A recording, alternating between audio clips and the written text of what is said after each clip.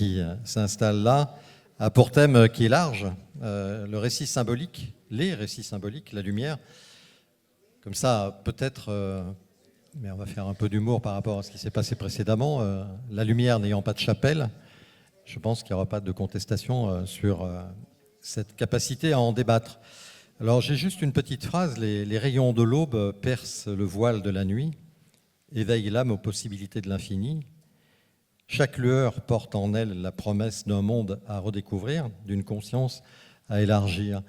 Dans le thème qui nous est proposé, que ce soit, je ne me souviens plus des prénoms, alors pardonnez-moi, Marie-Christine, Hélène et Jacques, Sophie, pardon, quels sont les récits de la lumière qui aujourd'hui vous ont engagé en maçonnerie ou vous ont guidé dans vos vies spirituelles?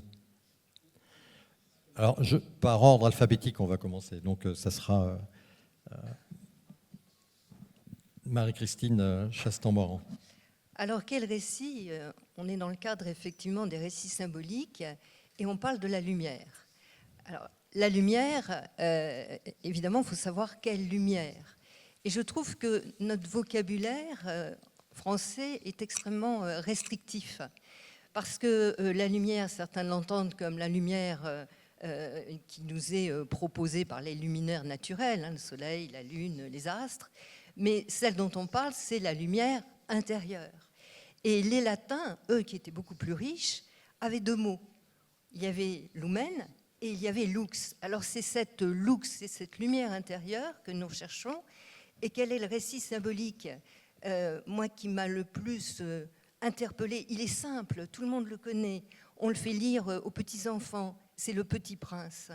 C'est le Petit Prince de Saint-Exupéry, parce que on sent, c'est le renard qui lui dit qu'on ne voit bien que par le cœur, que ce qui est essentiel n'est pas perceptible par les yeux. Donc je crois que c'est vraiment cela, parce que la lumière, c'est ce qui permet de percevoir ce qui n'est pas visible à l'œil. Et c'est la raison pour laquelle ce petit prince qui arrivait d'une autre planète, qui a croisé un aviateur qui était en panne dans le désert et a su faire cette transmission, et un récit qui m'a beaucoup parlé. Mais il y en a d'autres, mais je pense que je ne sais pas si je continue ou si je laisse la parole à d'autres. On peut documenter un peu plus long. C'est vrai que des gens sont en train de déjeuner, mais on a la capacité à les éclairer d'une autre manière. Bon, alors, moi, en ce qui me concerne, quand j'ai vu le thème récit initiatique, symbolique plutôt, je me suis dit, je vais en prendre 3, et je vais en prendre qui ressortent de latitude et de temps différents, pour essayer d'être le plus universel possible. Alors, j'ai pensé donc au Petit Prince, qui est plus proche de nous. J'ai pensé à Gilgamesh, puisque Gilgamesh, c'est, à mon sens, le récit symbolique écrit, qui est le plus ancien, puisqu'on se trouve en Mésopotamie et on se trouve au 3e millénaire avant Jésus-Christ. Et puis, j'ai pensé également à Siddhartha. Siddhartha, alors qui se trouve vraiment sous une autre latitude, nous sommes en Inde. Et finalement, ces récits symboliques, lorsqu'on essaie de voir le trait commun, le point commun, on se rend compte que c'est la mise en histoire d'un parcours symbolique, peut-être initiatique, et que c'est toujours à peu près la même chose. Il y a un héros qui n'est pas bien, qui n'est pas totalement satisfait de sa situation, qui donc a une quête, veut chercher, alors là nous sommes dans la recherche de la lumière, il va donc y avoir une rupture, un départ, un voyage, et puis il y aura des rencontres. Et à mon sens, la lumière, qui n'est pas un don, on ne reçoit pas en héritage la lumière, qui n'est pas un dogme, c'est pas en lisant des livres qu'on va percevoir la lumière, eh bien, en réalité, cette lumière provient souvent par des rencontres. Alors ça peut être la rencontre de personnes inspirantes, ça peut être la rencontre avec soi-même, ce qui est fondamental, Et puis, la rencontre avec ce sentiment d'appartenir totalement à l'univers. Et ce qui était le cas de Siddhartha. Parce que Siddhartha, eh bien, lui, c'était un brahmane. Il a rejeté, finalement, ça ne lui convenait pas. Il a essayé l'ascétisme. Il a rencontré Gautama, mais il rejetait ce qui était doctrine et ce qui était maître. Et il a finalement eu son expérience personnelle. Et je terminerai ce premier propos en disant que pour moi, la lumière, c'est expérimental. L'acquisition de la lumière est forcément une acquisition expérimentale. On ne peut pas l'avoir d'un autre. Et nos obédiences nous permettent justement d'avoir des moyens, des outils nous permettant d'en approcher. Sophie, qu'en est-il de ce récit qui aurait été le fil conducteur ou le fil initiateur de ce parcours symbolique vers la lumière ? Pour ma part, je travaille au rite ancien et primitif de Memphis Misraïm. Donc le récit qui nous habite constamment, c'est la naissance et la mort du soleil, Ra, et son voyage. On travaille sur un livre qui est magnifique, qui s'appelle Le livre des morts dans le Vulgus, et dont le titre égyptien concrètement est, la traduction est le livre à la sortie au jour. Et l'objet de ce parcours est effectivement la naissance du soleil tous les jours, son travail en pleine lumière et son travail dans la partie obscure. Effectivement, chez nous, dans le rite ancien et primitif de Memphis Misraïm, la lumière, c'est l'ordre cosmique. Ré, c'est ce qui gère la cosmicité et tout l'univers. Il rythme le temps, il guide les gens et c'est l'essence divine de l'homme. C'est un principe vital, puisqu'il anime la fertilité, la vie, le Nil. Tout est assis sur le parcours de ce soleil. Il se lève forcément à l'est tous les jours, il se couche forcément à l'ouest toutes les nuits. Et pendant le voyage, dans les 12 heures de la nuit, il voyage, il rencontre des épreuves.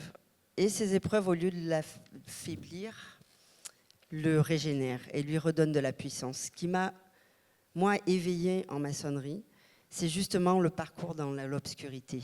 C'est ce qui fait que nous allons renaître à la lumière. Merci. Jacques, peut-être sur le même thème, sur ce parcours éveillant, peut-être, je ne sais pas, pour toi.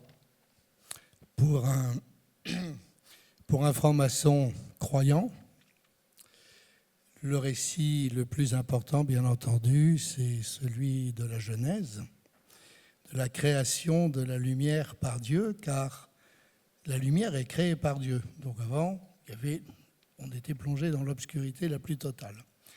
Alors quand on transpose ça dans nos rituels, on comprend bien tout de suite que la lumière dont nous parlons n'est en aucun cas la lumière physique, la lumière photonique, cela va de soi, puisque le candidat qui va être reçu dans la loge a précisément les yeux bandés. Il doit prendre conscience dès le départ qu'il ne connaît pas la lumière et que la quête du cherchant, en franc-maçonnerie, c'est précisément la quête d'une lumière tout autre. Comme l'a dit notre sœur tout à l'heure, c'est une lumière intérieure. Cette lumière intérieure n'est pas toujours facile à trouver, donc on est dans un univers métaphorique, dans un univers allégorique qui accompagne complètement notre chemin initiatique. L'allégorie c'est une métaphore qui est à transposer dans un contexte précis. Et quel est le contexte précis de la franc-maçonnerie ? C'est nous-mêmes. C'est là le contexte où tout se déroule. Donc il y a un processus interne qui se déroule. Et nous devons rechercher, nous le comprenons bien, cette lumière en nous. C'est ainsi que nous passons par le rituel maçonnique du monde exotérique au monde ésotérique. C'est ainsi que nous comprenons que la lumière que nous recherchons, en fait, c'est la connaissance de soi, cette connaissance de soi que l'on peut aussi appeler vérité. Et la vérité sur soi n'est pas toujours facile à contempler, il faut bien le dire, mais en tout cas, la lumière initiatique est ce qui éclaire notre intériorité. Donc le récit maçonnique est très, très bien, comment dire, se déroule très harmonieusement au fil des grades dans nos rituels pour une prise de conscience progressive de la lumière. Parce que si on se réfère au mythe d'Icare, on voit bien qu'il est très dangereux de vouloir s'approcher trop vite de la lumière. Tout ce que l'on risque, c'est la chute. Et la lumière divine, c'est une lumière qu'on appelle aussi logos, c'est le verbe. La lumière n'est autre que le verbe. Alors, les francs-maçons croyants, bien sûr, attendent que le verbe se manifeste en eux. Donc, c'est étonnant parce que parfois les réponses anticipent les questions. C'était le lien que j'allais faire dans vos parcours à vous. Quelle était la quête dans ces récits de quête de lumière, de l'approche de la vérité, de votre vérité ou de la vérité? Marie-Christine. La vérité, c'est vraiment un très grand mot. Alors la lumière, c'est une métaphore, bien sûr. C'est une métaphore de la connaissance, de la conscience intérieure, puisque c'est aller au fond de soi-même, et c'est une métaphore de la vérité. Mais la vérité avec un grand V, on y passe toute sa vie, on tente de l'approcher, mais ce qu'on trouve souvent, ce sont des parcelles, des fragments de vérité. Et j'ai beaucoup aimé la référence à la Genèse tout à l'heure, parce que effectivement, lorsque, on peut dire, les croyants en Dieu, le créateur, le principe créateur, lorsqu'il a créé le monde, eh bien, en définitive, il est parti d'un tout pour extraire la lumière. Et la lumière, finalement, provient d'une séparation des ténèbres. Et on a un adage qu'on entend souvent, c'est lux ex tenebris, pour les latinistes, c'est-à-dire la lumière ex, c'est le mot important, qui est extirpée des ténèbres. Et ça montre bien que dans nos différentes quêtes, la lumière que l'on recherche, c'est comme ça que moi je l'interprète, bien évidemment, à chacun sa vérité, mais c'est une lumière des origines. C'est la lumière d'avant la séparation. On tend à accéder, je parlais des deux mots, lumen et lux, on tend à accéder à lux. Alors, c'est la vérité, lux. Mais pour y accéder, on a des parcours, on rencontre des épreuves, comme disait notre sœur tout à l'heure, des obstacles, et les parcours de ces récits symboliques, c'est le parcours de notre vie, ni plus ni moins, parce que dans notre vie, on a une quête, on recherche des épreuves, on en rencontre, on se prend des petits coups sur la tête, on en prend pas mal, mais ce qu'il faut, c'est parvenir à cet éveil de conscience. Et quand la conscience est éveillée, quand on a peut-être, comme disait le Petit Prince, c'est un troisième œil, c'est l'œil du cœur, quand on a cet éveil de conscience, il ne faut pas le garder pour soi. Et il me semble que toute la dynamique d'appartenance à nos obédiences, à la franc-maçonnerie, c'est justement une fois qu'on a pu approcher une parcelle de vérité, pour répondre à la question, c'est de ne pas la garder et d'en faire bénéficier les autres, le monde, pour essayer de, je vais employer un grand mot, réenchanter le monde. Sophie, sur ce thème-là, qui est la proximité que j'énonce moi comme un a priori de la lumière et de la vérité. Il me semble que la recherche de la vérité est l'essence même de la démarche maçonnique. On commence notre parcours avec des éléments qui nous expliquent qu'effectivement, cette lumière, elle existe, elle y est, elle est manifeste. Il faut aller la chercher et la maçonnerie spiritualiste, et comme c'est le cas des obédiences croyantes, entre guillemets, du moins qui pratiquent une spiritualité, nous laisse imaginer qu'effectivement, il va falloir aller la chercher en nous, qu'elle est là et qu'il faut creuser. La mystique égyptienne veut qu'effectivement, on renaisse des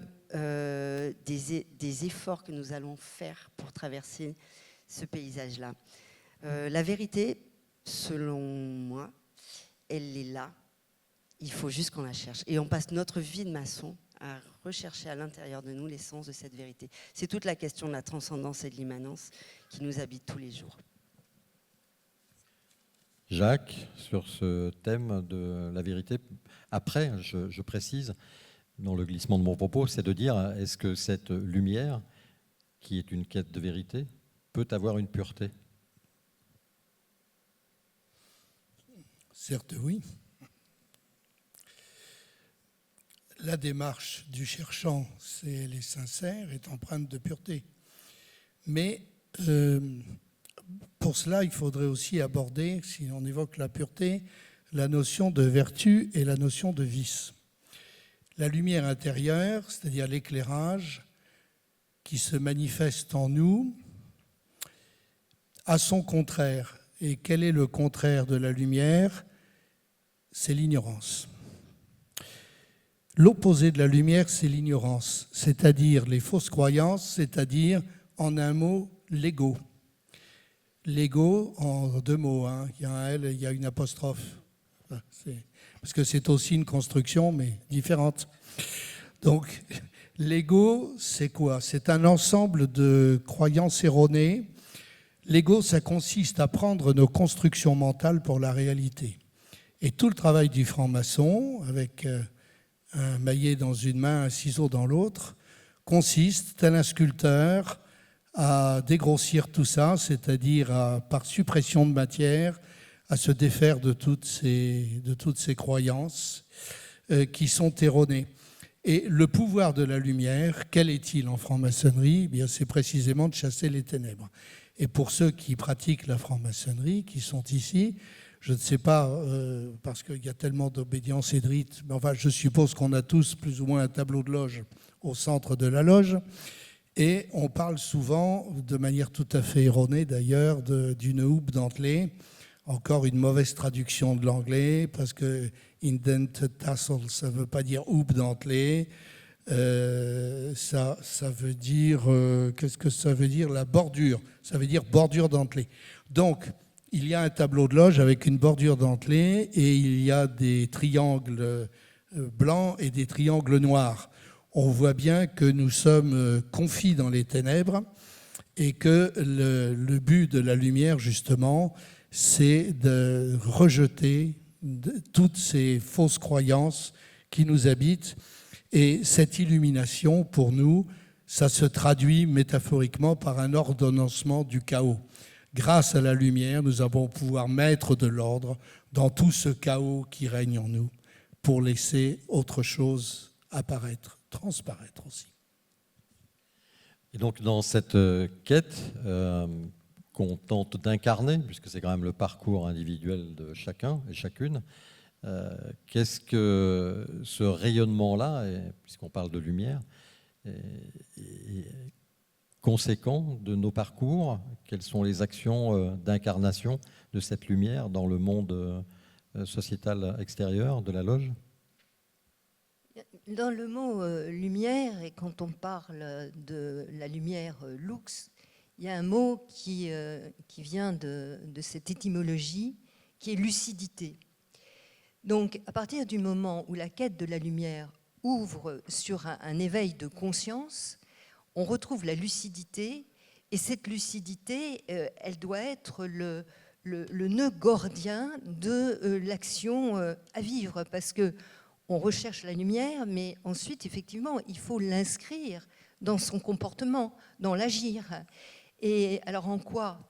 Eh bien, d'une part, dans les choix que l'on fait. Cette lumière doit nous guider dans nos choix, doit nous permettre, cette quête de lumière est quelque part, puisqu'on remonte à la Genèse, une quête d'unité.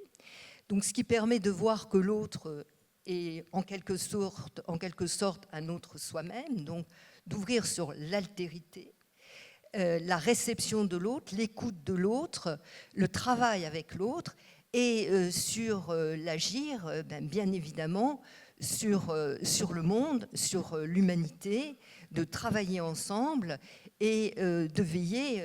Alors dans le monde, chacun doit trouver sa propre place. En fait, la lumière permet de trouver le sens, de trouver sa mission, en quelque sorte, de vie. Et donc, par rapport à ces possibilités, eh bien, au bien-être de l'humanité, les scientifiques par les techniques, les autres par autre chose.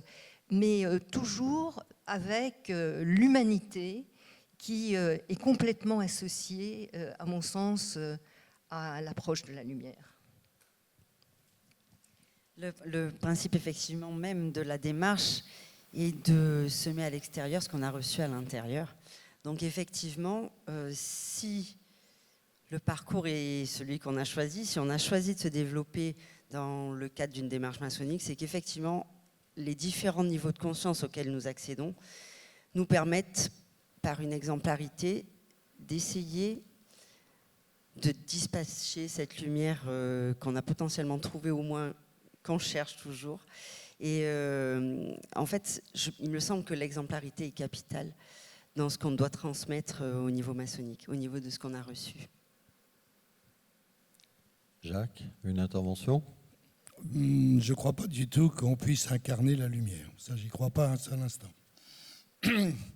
Pour un croyant, ce qui est mon cas, il n'y a qu'un seul personnage qui a incarné la lumière dans l'histoire de l'humanité, mais je n'en parlerai pas. Le franc-maçon, lui, tel un vitrail, doit diffuser une lumière qui ne vient pas de lui-même. Il n'est pas le porteur de la lumière et ce n'est certainement pas lui qui va l'incarner. Tout à l'heure, je parlais des vices et de la vertu. Et en fait, il ne s'agit pas de chasser les vices, de vouloir les détruire. Non, il s'agit de les illuminer. Et en jetant une lumière sur les vices, alors on peut les convertir en vertu. Ça, c'est une conversion. Et notre chemin, c'est une conversion intérieure. Et ce que je dirais tout simplement, c'est que quand je parlais tout à l'heure d'ordonnancement du chaos, il s'agit d'ordonnancer notre intériorité autour d'un cœur de lumière. Donc, le premier stade, c'est la recherche de la lumière. Le deuxième, c'est la rencontre de la lumière. Et ensuite, le troisième stade, c'est de laisser cette lumière progressivement prendre les commandes de notre être, c'est-à-dire se soumettre à la lumière. Mais jamais, je ne pense, aucun être humain sensé ne pourra, enfin, sauf Raël, mais enfin, pour ça, il faut aller sur Sirius. Et les voyages sont très chers parce que le prix de l'essence a beaucoup augmenté. Donc, à moins d'être Raël, non, je ne crois pas qu'un être humain puisse incarner la lumière. Il peut au moins garder en main le lumignon de l'espérance. Et il doit le garder. Cette espérance doit être au cœur de la démarche de celui qui est en quête de lumière. Et quête de lumière, oui, indispensable, c'est un travail de tous les jours, incessant, mais qui doit déboucher, et c'est surtout sur quoi je voulais mettre l'accent, déboucher sur une transformation qui soit une transformation positive. Et c'est là où je parle d'incarnation. En réalité, c'est plutôt adopter un comportement qui soit digne de cette recherche de lumière en portant symboliquement le lumignon de l'espérance dans la main. Nous le savons tous, on visite l'intérieur pour aller chercher une pierre cachée. Et cette pierre cachée, elle est peut-être une essence sans pour autant l'incarner, mais il faut espérer au moins elle marque l'espérance. Donc là, on parle plutôt de recherche de lumière. En l'occurrence, qu'est-ce qui, dans vos parcours ou dans les récits que vous avez parcourus, les parties sombres, les parties obscures, on a entendu parler de vice et de vertu, ont été des phases de conquête de cette tentative d'éclairage de soi? Moi, je pense au récit de Gilgamesh. Parce que Gilgamesh, c'était un personnage abominable, horrible. C'était un guerrier cruel, c'était un roi dévastateur pour son peuple, un tyran, quelqu'un d'affreux. Et il a retrouvé une part d'humanité dans l'amitié, avec l'amitié qu'il a eue pour Enkidu, lequel Enkidu est mort. Et à partir de là, sa quête, au départ, on est quand même un peu dans une part d'ombre parce qu'on avait ce personnage odieux. Et lui, il partait en quête d'immortalité parce que si Enkidu était mort, lui, il allait mourir aussi. Et en fait, il était déjà 3/4 de Dieu, donc il ne voulait pas mourir. Il partait en quête d'immortalité. Et ce voyage symbolique qu'il a effectué avec ses épreuves, ses obstacles, a fait qu'il a fini par accepter son humanité et à se rendre compte que l'immortalité n'était pas donnée aux hommes, mais que dans cette vie, il est possible quand même à l'homme d'essayer de commencer à participer à sa vie éternelle. En quoi ? Par ses actions, par ce qu'il va laisser derrière lui. Et il est passé du chronos, le temps qui passe, au kéros, qui n'a pas vraiment de traduction, mais qui dit il y a du temps, il y a encore du temps, il faut utiliser ce temps pour faire du bien. Et le récit se termine, il retourne dans sa ville d'Uruk et il va rebâtir, etc.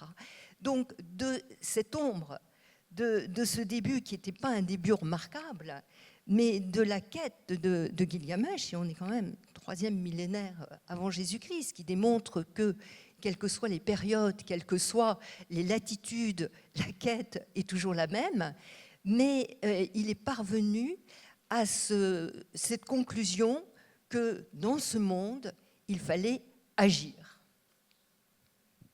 D'où notre combat potentiel, effectivement, avec nous-mêmes, avec notre intériorité, pour laisser rejaillir cette lumière. Il y a quelques éléments, la part du juste, qui sont importantes. Tout à l'heure, tu posais la question de savoir si effectivement il y avait une rayonnance particulière. Notre frère a raison, il y a un tombeau pour les vices. Mais dans ce tombeau pour les vices, il faut aller chercher la lumière, ou au moins, il faut essayer d'y apporter la possibilité de s'élever différemment. Et nous, on a une déesse magique qui s'appelle Mahat, qui porte effectivement la conscience, la justice, qui pèse l'âme pour savoir si oui ou non le défunt régénéré peut rejaillir à la lumière. Cette mystique égyptienne, elle nous conduit de toutes les façons sur notre recherche personnelle. On ne peut pas aller ailleurs, du moins quand on adhère à cette mystique-là. Et c'est vrai que cette quête personnelle a un rejaillissement sur l'extérieur, il me semble. À défaut d'incarner quelque chose, au moins on peut essayer d'être le plus exemplaire possible en pratiquant les vertus.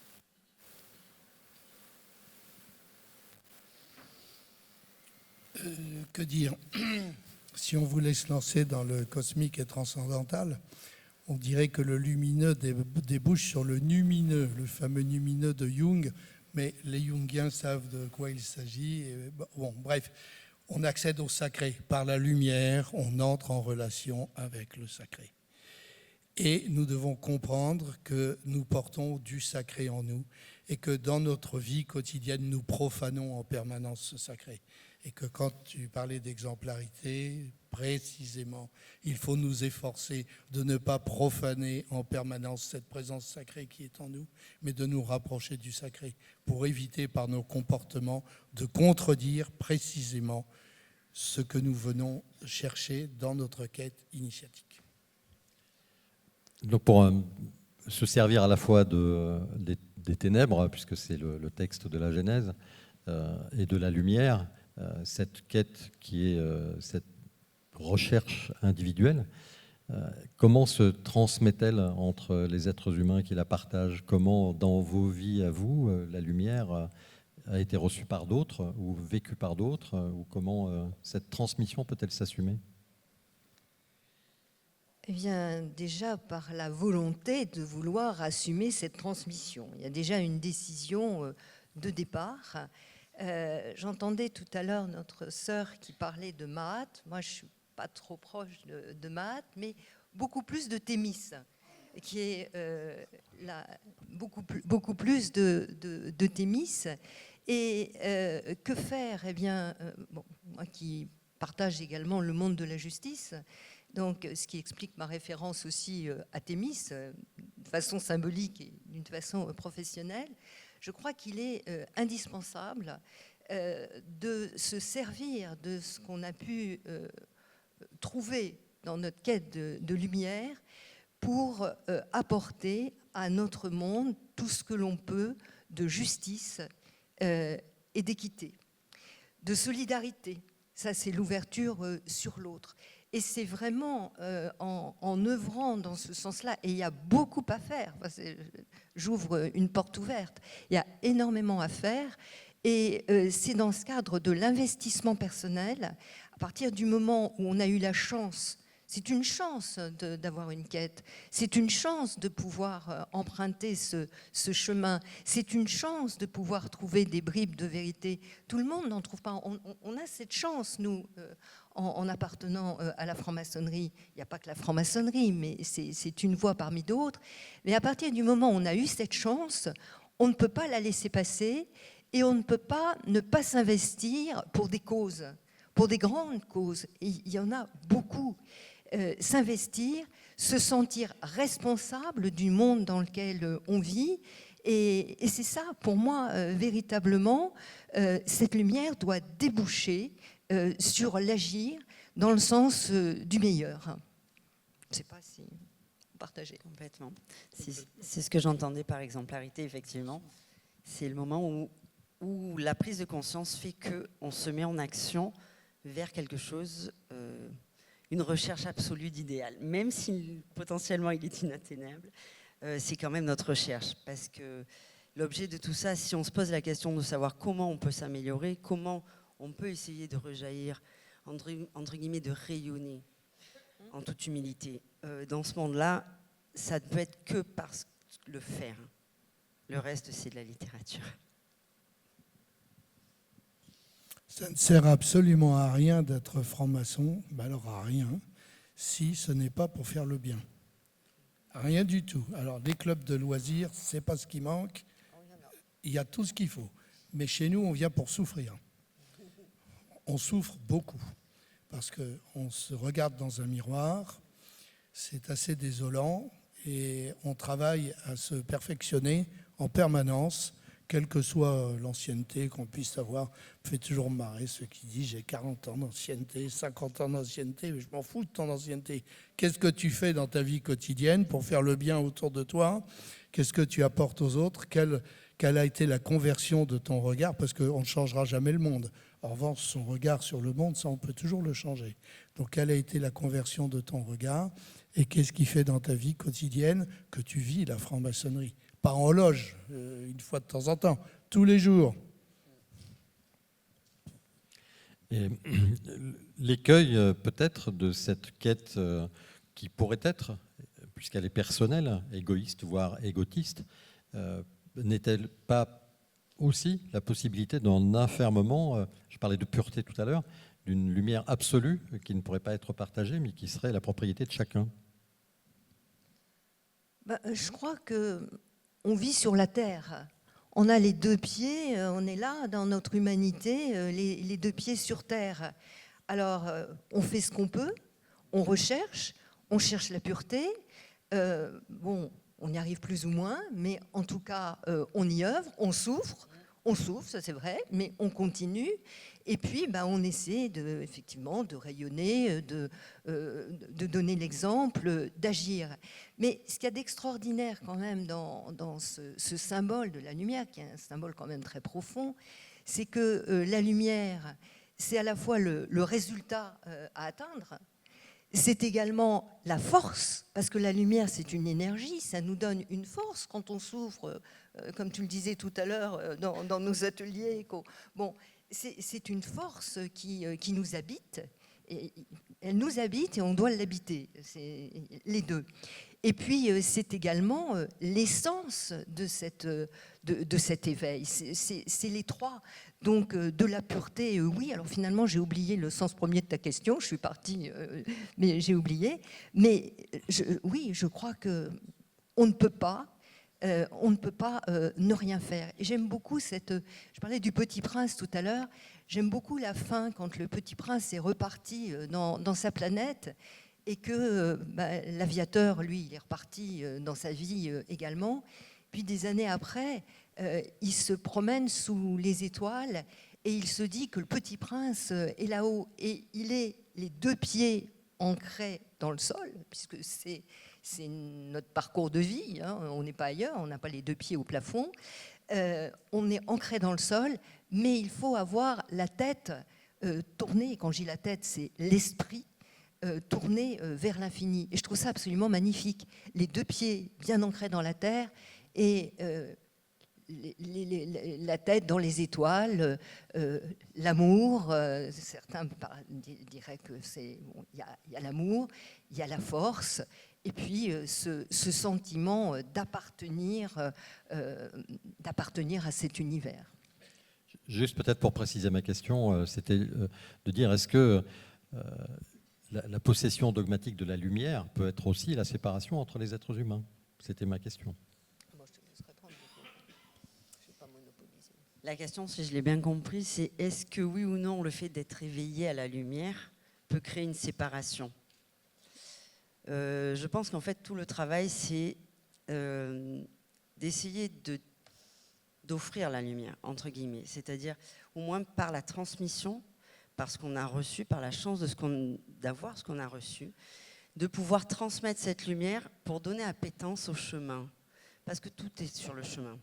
La question de savoir si oui ou non ça crée une séparation, ça ne créera pas de séparation si tout le monde met le pied sur le chemin. Après, quelle que soit la voie, elle est propre à chacun. Mais en attendant, si on ne fait pas le chemin, de toutes les façons, on reste dans l'immobilité et dans l'obscurité. Parce qu'il faut quand même ne jamais oublier, c'est tout le parcours qu'on fait, c'est que ça sort d'abord de l'ombre. Ça part d'abord de l'obscurité. La lumière biblique, elle est née de la ténèbre. Elle n'était pas là avant, elle était idée avant.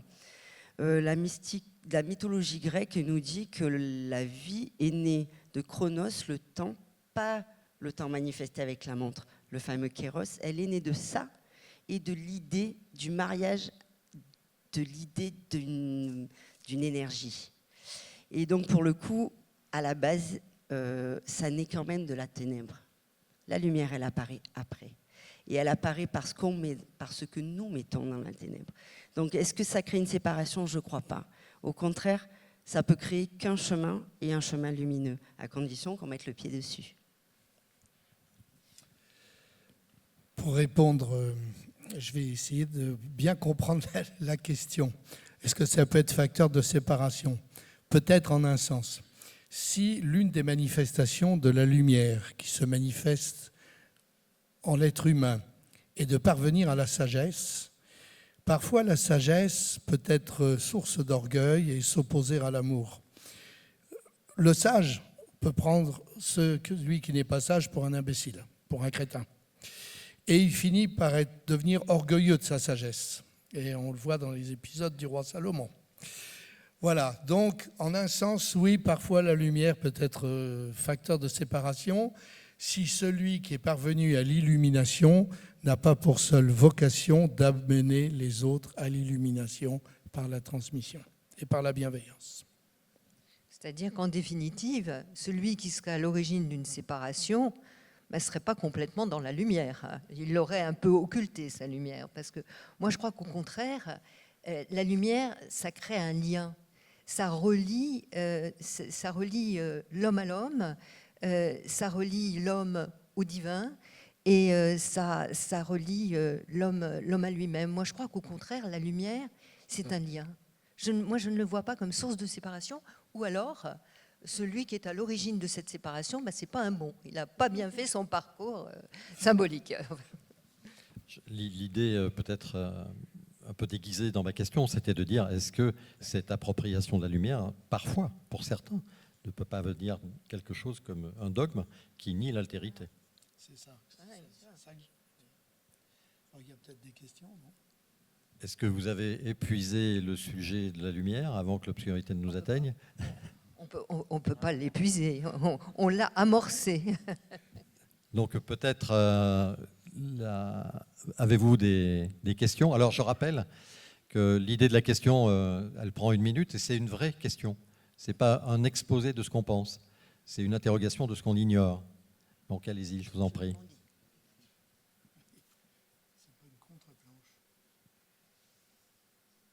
Alors, je suis aveuglé. Qui est-ce qui a le micro baladeur?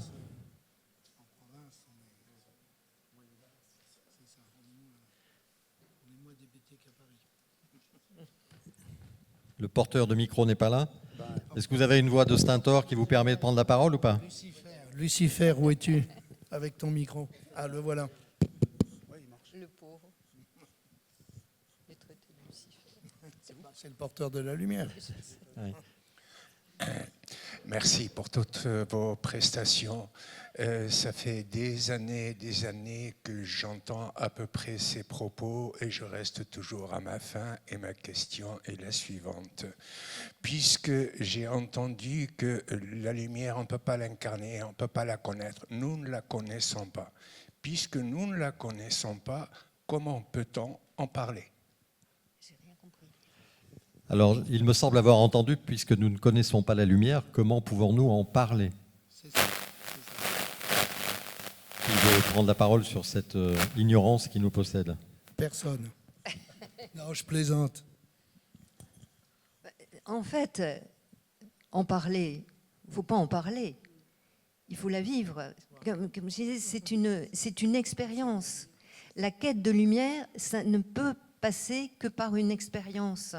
On ne peut pas la lire on va pas lire l'acquisition de la lumière dans un livre.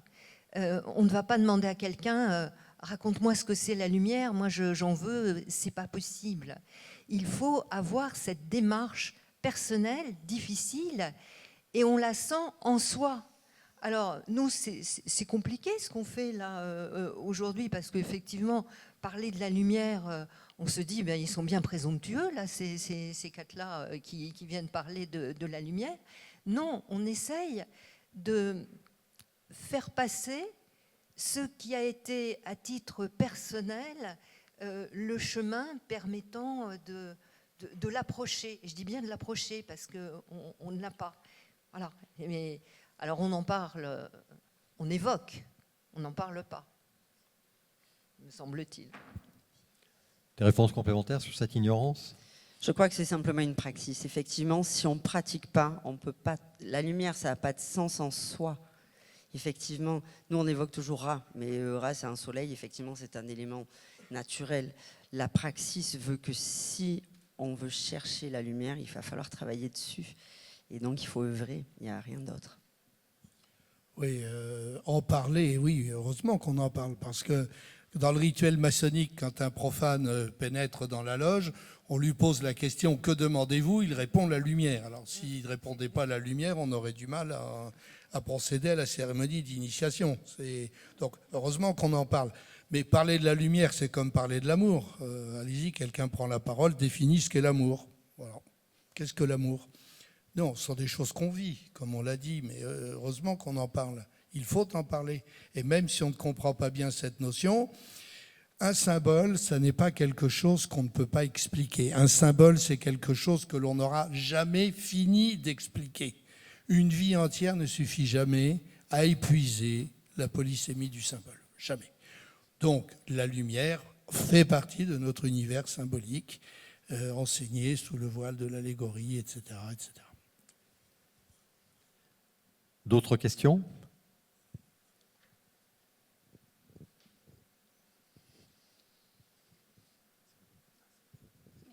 Bonjour.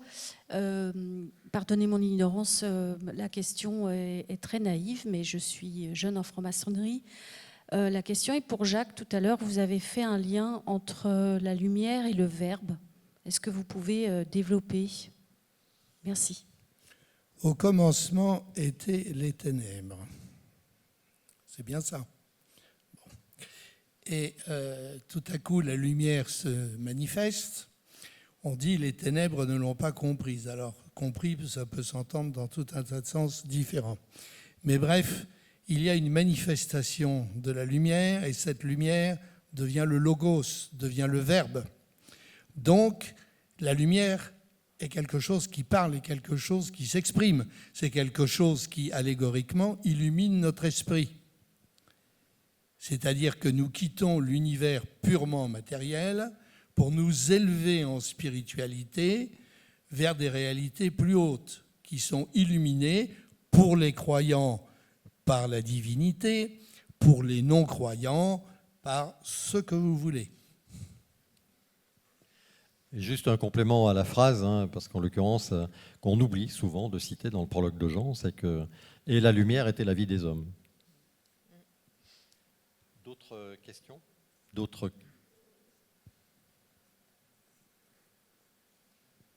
Le micro arrive à la vitesse de la lumière.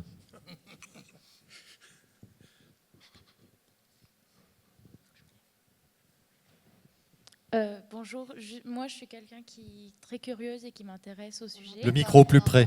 Parlez Pardon. près et fort, s'il vous plaît. Je disais, moi je suis pas encore, je suis pas franc-maçonne pour le moment, je m'intéresse et je suis très curieuse sur le sujet. Et du coup j'avais une question, si la lumière c'est quelque chose qui est entouré d'ignorance, dont on ne sait pas trop, etc., comment vous savez quel chemin prendre, dans quel... où aller pour arriver à essayer de la trouver, la chercher, etc. Tout à l'heure, je ne vais pas prendre la parole pour c'est tenté de faire encore une fois une comparaison. Notre frère Jacques a parlé comment trouver le chemin de l'amour. Je crois que la réponse est toujours la même. C'est d'ailleurs la lumière, on ne la trouve pas. Enfin, moi, je ne l'ai pas trouvée. Hein. J'ai quelques années de maçonnerie derrière moi, mais je ne l'ai pas trouvée. J'ai pu m'en approcher. J'ai pu avoir des pistes, des rencontres, des sensations, des perceptions.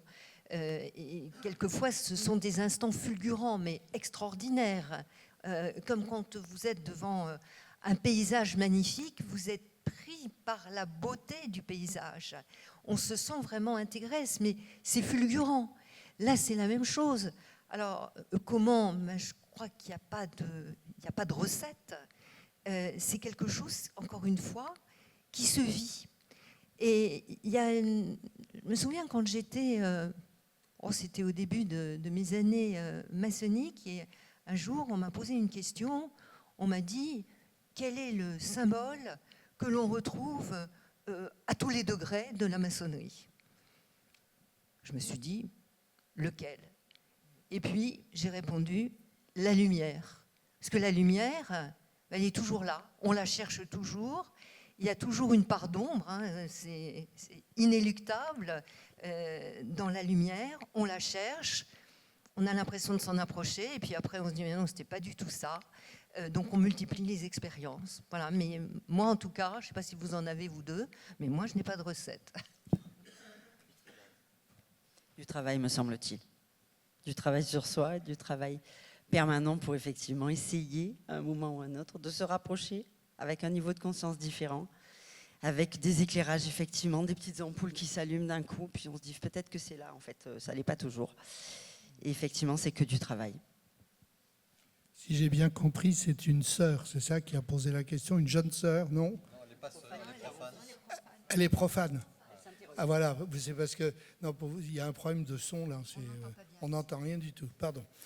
Alors, ce que je disais tout à l'heure, c'est que le contraire de la lumière, c'est l'ignorance. L'ignorance consiste à prendre nos conceptions personnelles pour la réalité.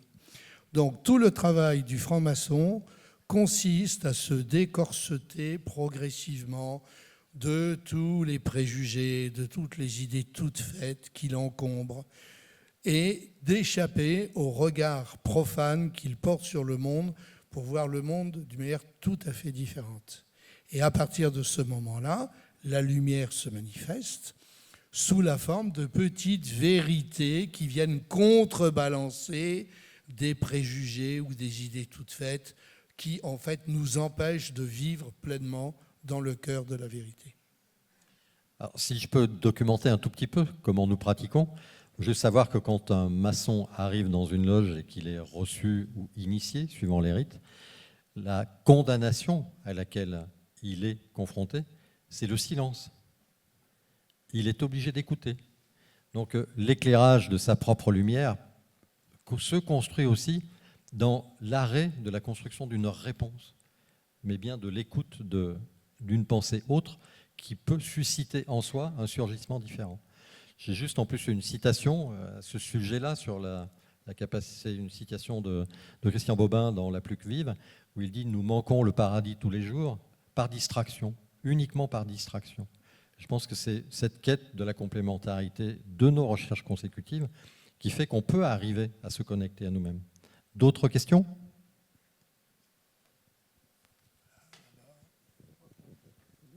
Alors, j'ai vu 2 bras se lever en même temps, je vais donner une priorité à la géographie. Merci Bernard. Plus fort avec le micro près de la bouche, pardon. Parce oui, là c'est bon, là comme ça. Bon.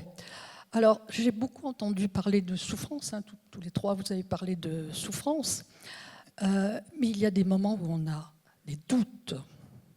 Alors, est-ce que le doute va nous conduire à la lumière ?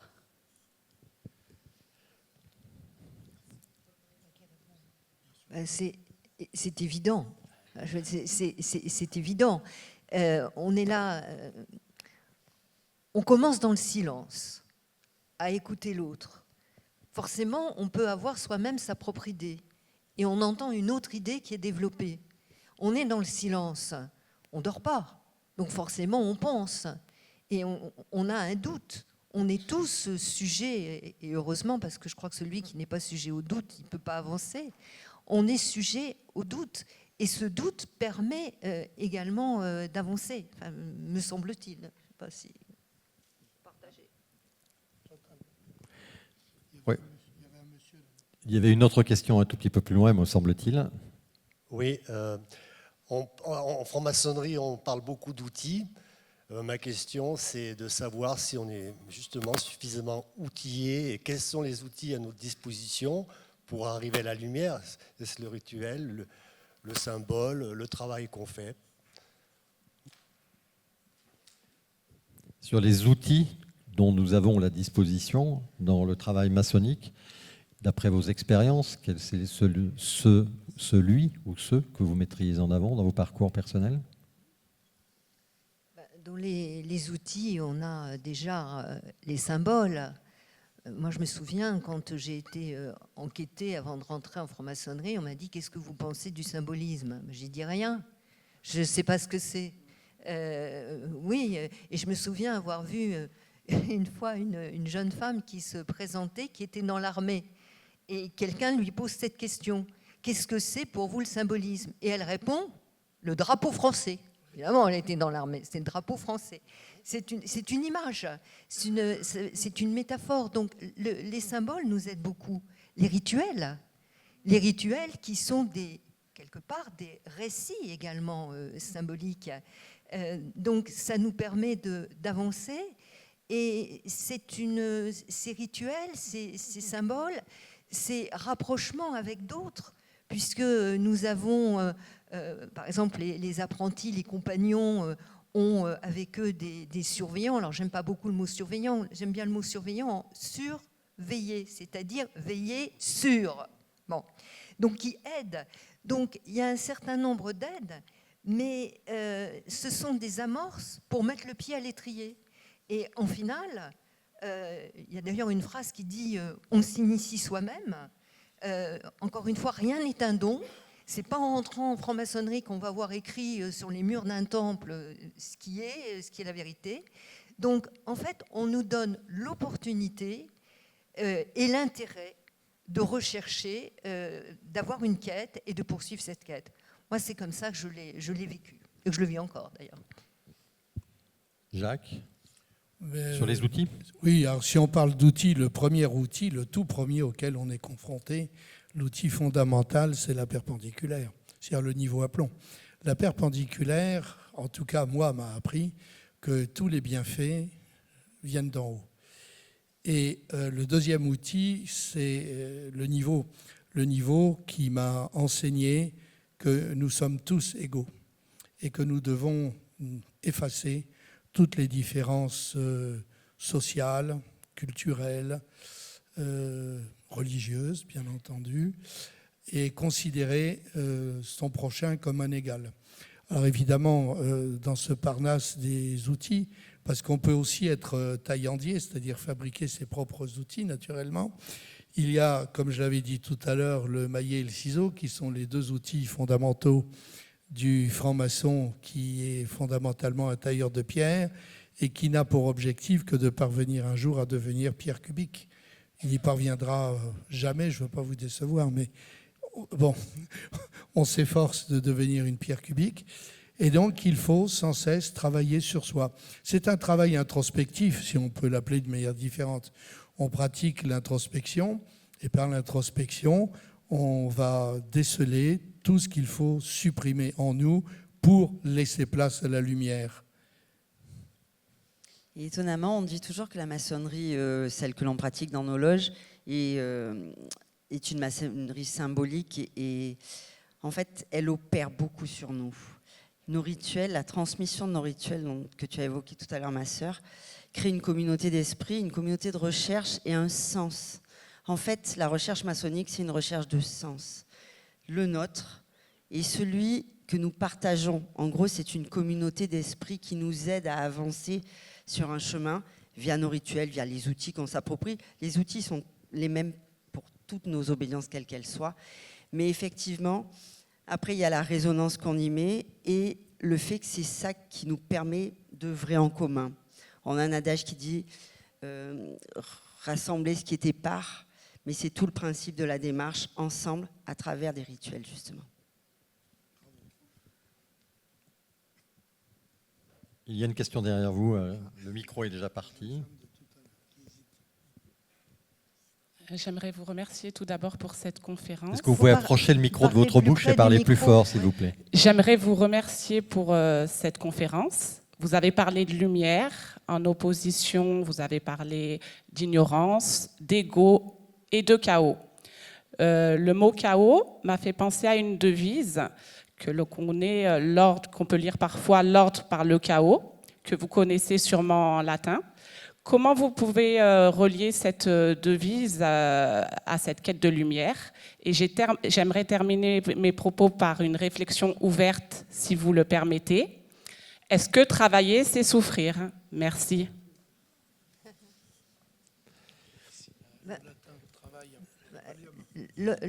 L'ordo chaos auquel vous semblez faire référence, oui, ça provient de... Cette quête de lumière doit donner des clés. Après, à nous d'utiliser ces clés, de savoir les mettre dans la serrure et d'ouvrir.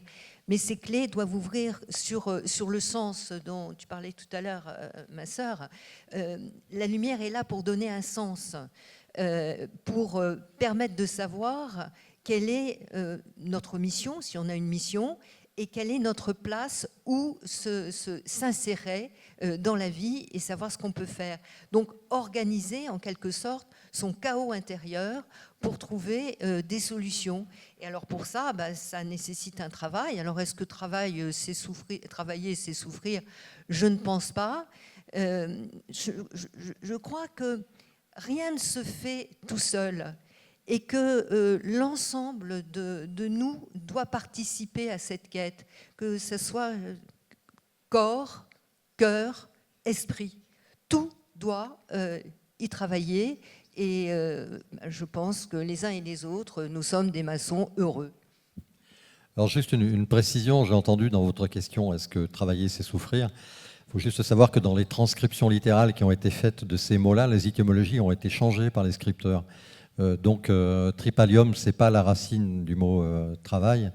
La racine du mot travail, c'est une poutre en fait qui permettait de faire qu'on puisse guérir les animaux en s'éloignant de leur animalité. Donc c'est plus une maïeutique, c'était aussi la capacité à faire que les animaux puissent mettre bas dans un contrôle de leur corps. Pour toutes les femmes qui ont accouché, la salle qui précède, ça s'appelle une salle de travail. Donc le travail est une maïeutique d'accouchement de soi-même et non pas un instrument de torture qui nous est soumis. Enfin voilà, c'était juste une précision que je voulais apporter. D'autres questions? Il y avait une question devant, me semble-t-il. Attendez, parce que je crois qu'en priorité, il y avait une personne qui avait demandé la parole. Bon, ok. Est-ce que vous acceptez que le micro vous soit confisqué 2 secondes? Allez-y. Allez-y. Merci. Bonjour et merci. Toujours le micro près de la bouche et fort, s'il vous plaît, parce que nous n'entendons pas sur scène. D'accord. Merci pour cette conférence. J'avais donc 2 questions, à savoir si l'approche psychanalytique pouvait être en fait un chemin parallèle ou complémentaire à la franc-maçonnerie, aussi avec la recherche psychanalytique, on pouvait trouver la lumière. Deuxième question, à savoir, vous avez parlé d'espérance, d'espoir, qui est lié au temps, qui est lié vers... que pensez-vous si on pouvait approcher en fait la lumière et trouver la lumière par l'inespoir, le sans-espoir? Voilà, j'ai dit, merci. Vous l'avez entendu dans la... Donc, est-ce que la psychanalyse est un élément de conquête de la lumière? Et est-ce que l'inespoir ou le désespoir, selon Diderot, serait un parcours? Alors, la psychanalyse, je pense que c'est un chemin à la fois parallèle et complémentaire. On utilise effectivement, on va le citer, on utilise Jung très, très, très, très régulièrement, et son analyse des symboles et l'alchimie et symboles de Jung fait partie des choses qui sont nos références. Donc on s'en sert, nous on a une phrase dans le rituel qui nous dit « l'échec c'est pas la chute, c'est de rester là où on est tombé ». Donc en gros, ça fait partie de notre parcours. Et par contre, en ce qui concerne l'espoir et l'espérance, je pense qu'il n'y a rien de plus éloigné l'un de l'autre. Ce sont deux valeurs qui pour moi ne se rapprochent en aucun cas. L'espoir, ça tient à nous, l'espérance, c'est ailleurs. C'est autant différent, pour moi, il y a autant de différence entre espoir et espérance qu'entre la foi et la croyance. Donc, pour le coup, je ne vais pas pouvoir insister sur la question de l'espoir. Rien de plus à ajouter sur l'espoir, je partage tout à fait. D'ailleurs, je ne pense pas que nous ayons parlé d'espoir. Nous avons parlé d'espérance, et je dirais avec un E majuscule. Après, à chacun de faire la différence, effectivement, dans sa propre construction temporelle, de ce qu'est la différence. Parce que le travail, comme disait l'intervenant tout à l'heure, nous ne sommes pas ici pour remplir des vases, comme disait Lao Tzu, mais plutôt pour éclairer les bougies que vous êtes et de les illuminer pour aller chercher un travail supplémentaire par vous-même. La quête vous appartient.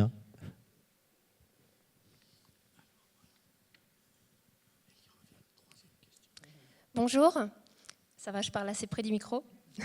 Et fort. Alors, déjà, pour situer, je me présente rapidement. Posez-le contre le menton. Je suis apprentie à la GLFF, à Lorient d'Annecy, et mon travail, il est commencé de ce fait. Et là, ce que je voulais vous demander, c'est, moi, j'ai parfois perçu la lumière dans l'émotion, que ça soit en loge ou dans ma vie profane.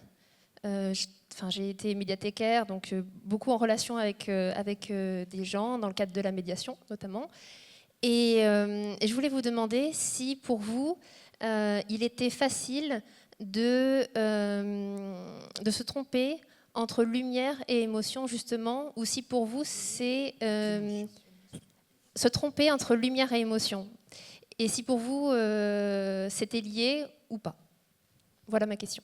Et merci pour le moment que nous avons passé jusque-là, parce que je trouve que c'est très qualitatif ce que vous nous avez proposé. Merci. J'ai dit. Merci pour cette question, qui est une très belle question. Bravo. Parce que je crois que tout part de l'émotion. Et rien que l'initiation que l'on reçoit, on essaye de plonger celui qui reçoit l'initiation dans l'émotion. Comme je l'ai dit tout à l'heure, on ne peut pas lui donner quelque chose, mais on peut transmettre des émotions qui vont être la porte d'entrée à une recherche complémentaire. Donc tout passe par l'émotion. Ce n'est pas suffisant, l'émotion. L'émotion n'est pas la lumière, mais c'est la clé, c'est la porte d'entrée. Enfin, pour moi, je le perçois comme ça. Oui, un commentaire supplémentaire sur le lien émotion-lumière? Non, je pense que c'est la dynamique de base, c'est l'énergie, l'élément énergie du départ. C'est que ça va passer par le cœur, donc forcément par un ressenti. À défaut de ça, comme je disais tout à l'heure, c'est de la littérature. On peut lire tous les livres qu'on veut. La lumière, on la sentira, on la vivra. On peut essayer au mieux de la transmettre, mais pour le coup, il faut la vivre. On ne peut pas passer en dehors de ça. J'ajouterais peut-être quelque chose. On parle souvent dans nos loges d'égrégore. Cet égrégore, c'est une émotion, mais qui est une émotion collective. Donc, effectivement, c'est en quelque sorte, c'est la rencontre des cœurs. Voilà. Oui, et l'égrégore, ce n'est pas du tout quelque chose qui naît spontanément. Absolument pas. Donc, ça naît d'une volonté collective. C'est uniquement ça. Donc, c'est une somme d'émotions, une agrégation, merci, d'émotions, qui permet à cet égrégore de se manifester. Et au centre de l'égrégore, forcément, va résider la lumière. Je ne sais pas si on a répondu à votre question, mais en l'occurrence, le vibratoire émotif, c'est ce que disait Jacques tout à l'heure. La réalité nous est totalement imperceptible. C'est nous qui la construisons de manière mentale, mais c'est nous qui la percevons aussi par notre corps. Et ce monde émotif nous est intrinsèquement lié à l'humain, et donc des maçons que nous sommes. D'autres questions ? Il y a une question là, juste derrière toi. Devant. Ah, devant, pardon. Alors, ma chère Dominique, toujours le micro sur le menton. Oui, il n'y a pas de problème. Je sais. Moi, je voudrais simplement vous dire, est-ce que la lumière n'est pas non plus de la joie et de la beauté? Parce qu'on a parlé de souffrance. Et moi, je pense que vraiment, la lumière, elle ne peut l'être que dans la joie et dans la beauté. C'est tout du moins ce que je vis, moi, en loge. J'ai dit. Ah ben moi, je suis entièrement d'accord. On souffre parce qu'on passe par là. Mais la lumière, c'est un euphémisme, est lumineuse. Et on est forcément dans la joie, et j'ajouterais dans le bonheur. Alors, je fais une petite distance entre la douleur et la souffrance, qui sont deux choses différentes. Là aussi, allez chercher, vous verrez, il y a une explication. Et bien entendu, cher Dominique, on parlait tout à l'heure d'émotions. La joie, l'amour, la jubilation, et joie et jouir, c'est la même racine. Donc, ça fait partie effectivement des émotions que nous avons et que nous... J'aimerais dire que sans l'autre, fréquemment, et l'autre, que ce soit l'altérité du livre, l'altérité de la question, l'altérité humaine qu'on a en face de nous, souvent ces émotions ne surgissent pas. Donc le travail en groupe et les grégores que nous devons construire, c'est aussi cette alliance de la volonté individuelle de travailler sur soi, mais de travailler avec les autres. D'autres questions ? Le temps nous était compté. Nous arrivons au terme de la conférence. On a 5 minutes pour quitter la salle.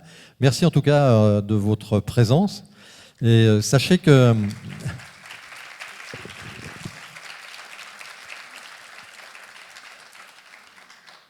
Alors merci pour les applaudissements. Ce n'était pas la quête que nous avions. C'était juste tenter de faire que vos flammes individuelles soient un peu plus nourries. Merci à vous, Merci, Marie-Christine, c'était un vrai Sophie bonheur. et Jacques.